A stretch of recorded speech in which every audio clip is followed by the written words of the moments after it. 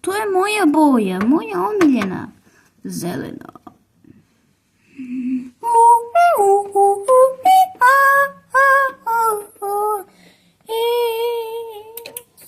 Što se desilo?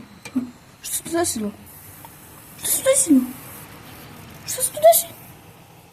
Što se desilo? Što je ovdje toliko hladno? Ovdje je postalo mnogo hladno, što je to pismo? Zašto ovdje je počeo neki hladenjak da hladi? O, što je hladno, zaledit ću se.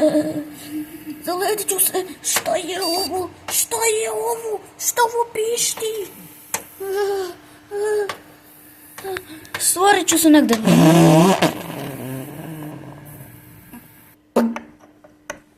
Gde sam? Šta je ovo? F2 piše da kliknem. Ok, kliknut ću.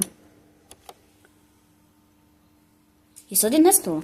Teleportovat ću se opet. Wow, teleportovao sam se. Ovaj ventilator opet radi. Odlično. Ovaj ovdje gore radi i ovaj ispod radi. Ovdje svuda piše Asus. Tu ne znam kako je moguće. Ali ok, nema veze. Baš zanimljivo mjesto. Nego što je ovdje hladno kao...